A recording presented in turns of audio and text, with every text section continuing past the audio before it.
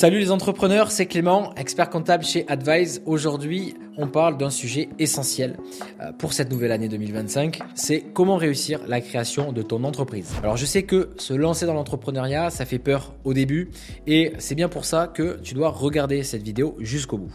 Puisque je vais te présenter déjà en quelques minutes les fondamentaux pour réussir ton installation à travers des conseils concrets. Avant de commencer, un petit rappel pour ceux qui nous rejoignent. Advise, c'est un cabinet d'expertise comptable dédié aux entrepreneurs de la TPE à la PME.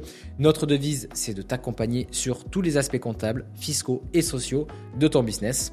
Donc, si ce genre de contenu t'intéresse, eh bien, pense à t'abonner à la chaîne pour nous soutenir et ne rien manquer. Donc, l'étape numéro 1, si tu souhaites créer ta société, d'abord, ça va être de bien t'entourer pour ne pas avancer seul. Il va vraiment falloir que tu t'entoures correctement puisque se lancer en solo, d'abord, c'est courageux, mais ça peut devenir vite épuisant, voire même totalement stressant. Même si tu te sens capable de tout gérer, sache que t'entourer des bonnes personnes, ça va être essentiel et tu vas vite t'en rendre compte. Donc ici, je parle de conseillers, d'experts comme il y en a chez Advise, de mentors ou même de partenaires qui pourront te donner des conseils là où toi, tu n'es pas l'expert. Un entrepreneur qui réussit, c'est quelqu'un qui sait déléguer aux bonnes personnes et au bon moment. Tu n'as pas besoin de recruter toute une équipe dès le départ, mais savoir à qui demander conseil ou externaliser certaines tâches comme la comptabilité ou le juridique, ça peut vraiment t'épargner des tracas. L'étape numéro 2, c'est de ne jamais négliger le business plan, puisque ça va être la feuille de route de ton projet.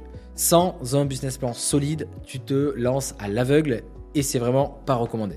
Je sais que c'est parfois tentant de foncer tête baissée sans réfléchir, mais crois-moi, il vaut mieux passer du temps à peaufiner ce document puisqu'il te servira toujours. Un business plan, ça doit inclure une étude de marché, des prévisions financières et tes objectifs à court et long terme. Ça peut paraître un peu lourd au début, mais c'est grâce à ça que tu sauras convaincre des investisseurs, des partenaires ou même ta banque. Un bon business plan, c'est comme un GPS qui va te montrer le chemin, les obstacles à éviter et les objectifs à atteindre. Ça permet aussi de mettre des chiffres sur des idées. C'est pour ça que je te recommande vivement de le faire et de le faire attentivement. Tu peux d'ailleurs te faire aider par un expert comptable pour le faire. En parlant d'investisseurs et de banques, ne sous-estime jamais les besoins financiers au démarrage. C'est d'ailleurs une des raisons principales pour lesquelles les entreprises échouent dans les 12 mois de leur création. Le manque de fonds. Soit parce qu'elles n'ont pas trouvé de partenaire financier pour les accompagner, ou soit à cause d'une mauvaise gestion de la trésorerie. Donc dès le départ, tu dois calculer combien il te faudra pour te lancer et tenir les premiers mois. Et si tu n'es pas à l'aise avec les chiffres, eh bien entoure-toi de ceux dont c'est le métier, comme chez Advise, pour t'aider à bien budgéter. Étape numéro 4, eh bien pour réussir un lancement d'entreprise, c'est aussi savoir encaisser les coups durs. Parce qu'il y en aura, forcément, c'est inévitable. Et en 2025, le marché, il peut vite évoluer.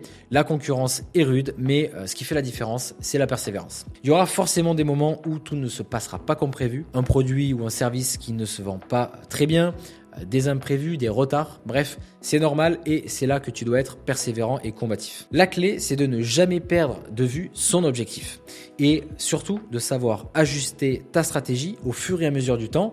Surtout de rester agile, sois prêt à pivoter si nécessaire et garde en tête que les erreurs, ça fait partie du jeu. Et enfin, dernier point important pour réussir en 2025, c'est savoir recruter ou déléguer au bon moment. Quand ton entreprise commence à grandir, il va falloir que tu puisses lâcher du lest et recruter les bonnes personnes pour t'épauler.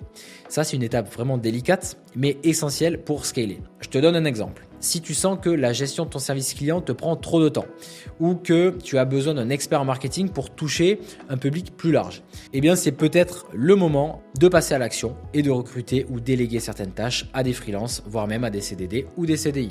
Tu peux aussi investir dans certains logiciels de gestion type CRM pour faciliter la relation client. Donc voilà, tu as maintenant toutes les clés fondamentales pour réussir la création de ton entreprise en 2025.